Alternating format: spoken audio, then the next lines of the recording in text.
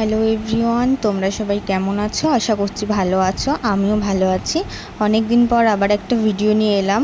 তো সকালের আবহাওয়াটা দেখতেই পেলে। আর এখন দেখো মা চাল কুমড়োর রস করছে, কারণ দিদাকে খাওয়াবে। ডাক্তার বলেছে যে দিদার নার্ভের রোগ ধরে যাচ্ছে, জন্য ওষুধের সাথে সাথে চাল কুমড়োর রস দিয়েছে খেতে।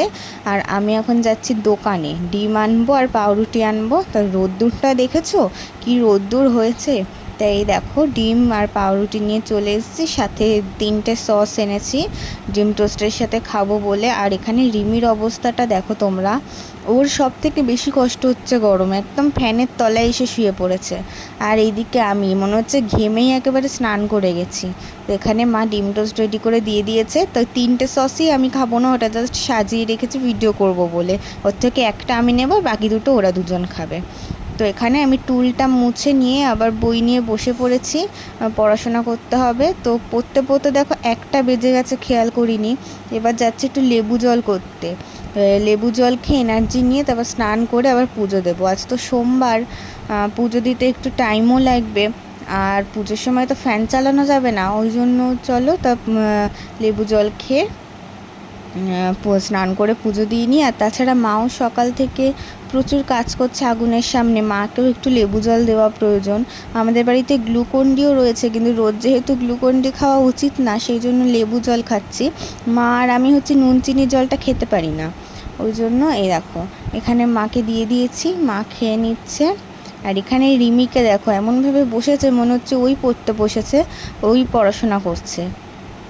আর এখানে দিদার স্নানও হয়ে গেছে, তো আমারও লেবু জল হয়ে গেছে, আমিও খেয়ে নিচ্ছি।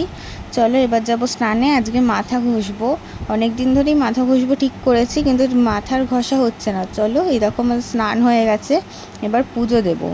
আর যেহেতু সোমবার, আগেই বললাম, সেহেতু ভালোভাবে পুজো দিতে হবে। মহাদেবকে দুধ দিয়ে গঙ্গা জল দিয়ে স্নান করাতে হবে, তার জন্য মা সব এনেও দিয়েছে। আর এখানে আমার পুজোটা হয়েও গেছে, ধূপ মোমবাতি প্রদীপ সব জ্বালিয়ে ভালো করে পুজো দিয়ে নিয়েছি। আর আজকে বেশি কলকে ফুল হয়েছিল, ওই জন্য সবাইকে দিতে পারিনি। আর এইদিকে আমার অবস্থা একেবারে খারাপ, গরমে শরীর খারাপ করে গেছে। আর আজকে দুপুরে খাবার হয়েছিল ভাত ডাল আর চিচিঙ্গা ভাজা, সেটাই খেয়ে নিয়েছি। আর দুপুর থেকে এত বৃষ্টি হচ্ছিল যে বাইরে বেরিয়ে ভিডিও করব সেটারই সুযোগ পাইনি। তো বিকেলের দিকে একটু কম হতে তারপর আমি এসে ভিডিও করছি যে একটু বৃষ্টি নেমেছে।